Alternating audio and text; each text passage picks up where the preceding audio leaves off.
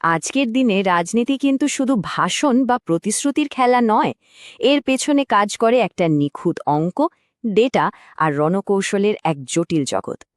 আজ আমরা কোনো থিওরি নিয়ে বসব না, বরং একটা আসল নির্বাচনী ব্লুপ্রিন্টকে কাটাছেঁড়া করে দেখব কি করে একটা নির্বাচন জেতার নকশা বাস্তবে তৈরি হয়। একটা সময় ছিল যখন নির্বাচন জেতা মানেই ছিল মিছিল, মিটিং আর পোস্টারে দেওয়াল ছয়লাভ। কিন্তু সেই দিনগুলো এখন আর নেই। এখনকার লড়াইটা অনেক গভীরে, অনেক বেশি তথ্য নির্ভর। খেলাটা এখন পুরোপুরি অন্যরকম। আজকাল একটা কথা খুব শোনা যায় যে নির্বাচন এখন ডেটা দিয়ে যেতে হয়। কিন্তু প্রশ্নটা হলো কিভাবে, কোন ফর্মুলায় কাজ করে এই সিস্টেম? কি করে একজন সাধারণ ভোটারের মনের কথা এত নিখুঁতভাবে বোঝা সম্ভব? চলুন আজ আমরা সেই পদ্ধতির গভীরে ডুব দেব। আমরা কোনো কাল্পনিক উদাহরণ নিচ্ছি না, আমরা সরাসরি চলে যাব পশ্চিমবঙ্গ বিধানসভার একটা কেন্দ্রে, কুলপি, আর দেখব সেখানকার একটা আসল নির্বাচনী ব্লুপ্রিন্ট। এই ডকুমেন্টের প্রতিটা পাতায় মিশে আছে কুলপির মাটির টান, এখানকার মানুষের না বলা কথা, তাদের সমস্যা আর সেই সমস্যা সমাধানের একটা সায়েন্টিফিক ডিজাইন। তো এই পুরো ব্লুপ্রিন্টটাকে আমরা 4টি ভাগে ভেঙে দেখব। প্রথমত, আমরা এলাকার নারী নক্ষত্র বোঝার চেষ্টা করব। তারপর দেখব সেই সব তথ্য থেকে কি করে একটা জয়ের স্ট্র্যাটেজি বানানো হয়। এরপরে আসবে মাঠের অ্যাকশন প্ল্যান। আর সবশেষে আমরা দেখব ডেটা থেকে জয়, এই রাস্তাটা ঠিক কেমন।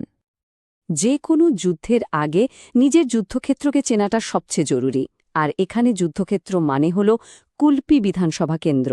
এর মাটি, মানুষ, অর্থনীতি আর রাজনীতির ভেতরের অঙ্কগুলো না বুঝলে কোনো স্ট্র্যাটেজি কিন্তু কাজ করবে না। কুলপি হল দক্ষিণবঙ্গের একটা উপকূলবর্তী এলাকা। এখানকার জনসংখ্যার প্রায় ৩০% তপশিলি জাতিভুক্ত, আর ধর্মের দিক থেকে দেখলে প্রায় ৫৯% হিন্দু আর ৪১% মুসলিম। কিন্তু আসল গল্পটা এই সংখ্যাগুলোতে নেই।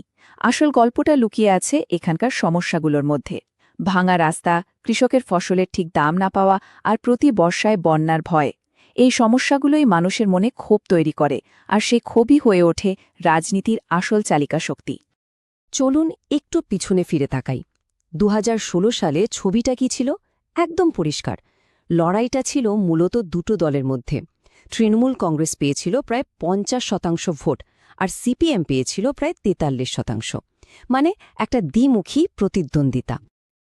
কিন্তু দেখুন, মাত্র ৫ বছরে ২০২১-এ এসে কুলপির রাজনৈতিক মানচিত্রটা পুরোপুরি পাল্টে গেল।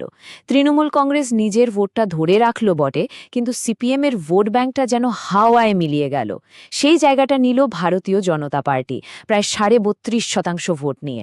আর সঙ্গে একটা নতুন শক্তি, আইএসএফ, প্রায় ১৫.৫% ভোট পেয়ে লড়াইটাকে ত্রিমুখী করে দিল। এই বদলটা কিন্তু হঠাৎ করে হয়নি, এর পেছনে অনেক গভীর কারণ ছিল। এই রাজনৈতিক বদলের মূলে ছিল মানুষের মনে জমে থাকা একরাশ ক্ষোভ। সরকারি কাজে কাটমানির অভিযোগ, শিক্ষক নিয়োগ দুর্নীতি, ভোটের পরের হিংসার ভয়, যুবকদের বেকারত্ব আর বন্যার ত্রাণ নিয়ে দুর্নীতি।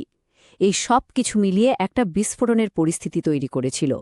আমাদের মনে রাখতে হবে, প্রতিটি নাগরিকের মর্যাদা আর দায়িত্বের সাথে নিজের মত প্রকাশ করার অধিকার আমাদের সাংবিধানিক কাঠামোর একেবারে মূল ভিত্তি।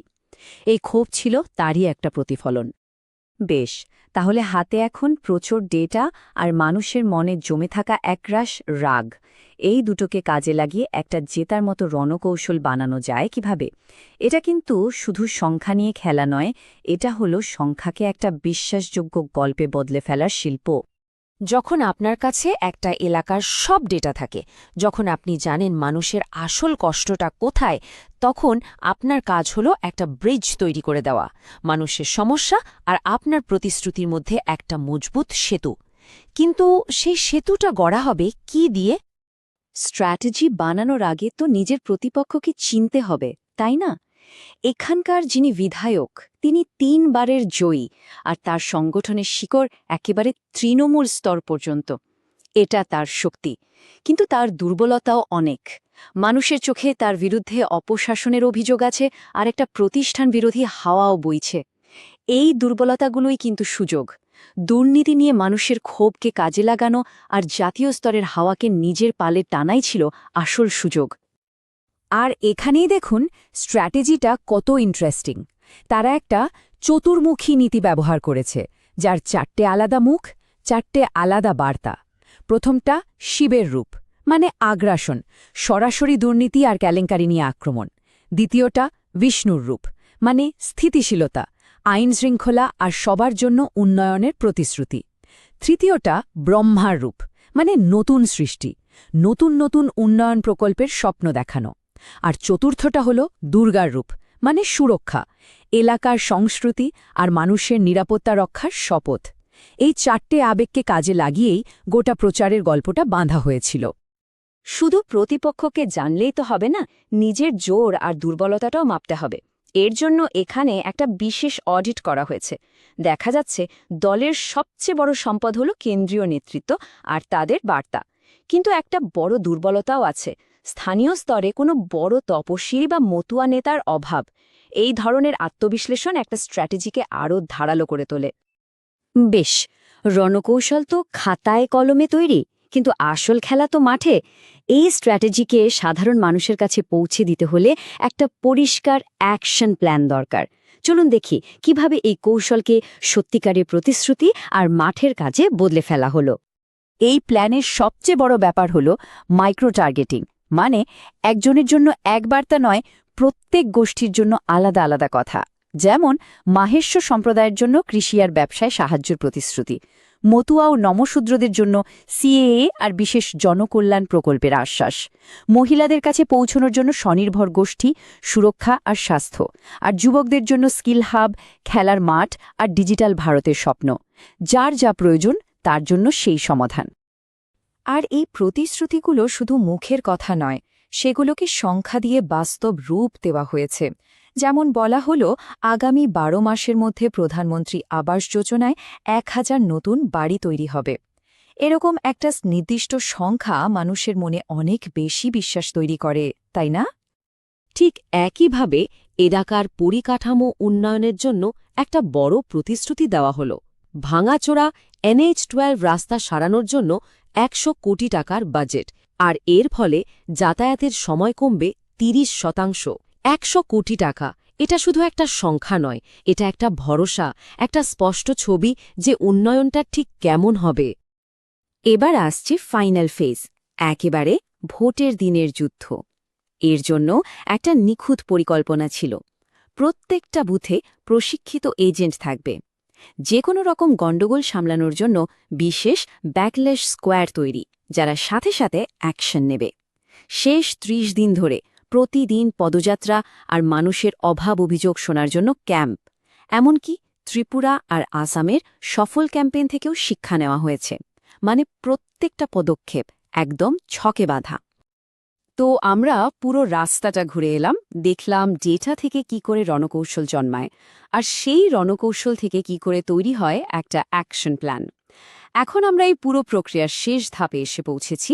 এটা শুধু একটা নির্বাচন জেতা নয়, এটা হলো একটা আধুনিক রাজনৈতিক যন্ত্র তৈরি করার প্রক্রিয়া। তাহলে এই পুরো ব্লু প্রিন্টের আসল উদ্দেশ্যটা কি? শুধু একজন প্রার্থীকে জিতিয়ে দেওয়া, নাকি এর পেছনে আরও বড় কোনো লক্ষ্য লুকিয়ে আছে? এই ডকুমেন্টের শেষে একটা খুব গুরুত্বপূর্ণ শব্দ ব্যবহার করা হয়েছে, পলিটিক্যাল এজেন্ট। দেখুন, এটা কোনো একজন মানুষ নয়, এটা একটা সিস্টেম।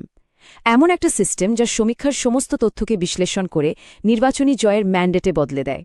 সহজ করে বললে, এই এজেন্ট হল ডেটা আর নেতার মধ্যেকার সেই ব্রিজটা। এর কাজ হল নেতাকে তথ্যের ভিত্তিতে সঠিক সিদ্ধান্ত নিতে সাহায্য করা আর সেই সিদ্ধান্তকে মাঠ পর্যায়ে 100% কার্যকর করা। পুরো দর্শনের সারমর্মটা এই একটা লাইনেই বলা আছে, ডেটা থেকে জয়ের পথে। প্রত্যেকটা সিদ্ধান্ত, প্রত্যেকটা পদক্ষেপ, প্রত্যেকটা প্রতিশ্রুতি তথ্যের উপর দাঁড়িয়ে তৈরি। আর যখন ডেটা এইভাবে ব্যবহার করা হয়, তখন প্রতিটি নাগরিকের ব্যক্তিগত তথ্যের গোপনীয়তা এবং সম্মতি বজায় রাখাটা অত্যন্ত জরুরি। এটা আমাদের দেশের ডেটা সুরক্ষা আইনেরও মূল ভিত্তি। শেষে একটা প্রশ্ন রেখে যেতে চাই, এই তথ্যচালিত প্রকৌশল, এই ডেটা ড্রিভেন ইঞ্জিনিয়ারিংয়ে কি আমাদের সব নির্বাচনের ভবিষ্যৎ, যেখানে প্রত্যেক ভোটারের পছন্দ অপছন্দ, রাগ অনুরাগ সব কিছুকে ডেটাতে বদলে ফেলে একটা জেতার ফর্মুলা তৈরি করা হবে? আমাদের গণতন্ত্রের ওপর এ প্রভাবটা ঠিক কেমন হবে ভাবার সময় এসেছে। যদি আপনিও একজন জনকেন্দ্রিত নেতা হয়ে নিজের নির্বাচনী এলাকাকে উন্নত করতে চান, তাহলে যোগাযোগ করুন blueprintstrategies.ai এর সাথে, আমাদের ইমেল mgr@blueprintstrategies.ai অথবা ফোন করুন 08042041602 নম্বরে। রাজনীতির ঊর্ধ্বে উদ্দেশ্য।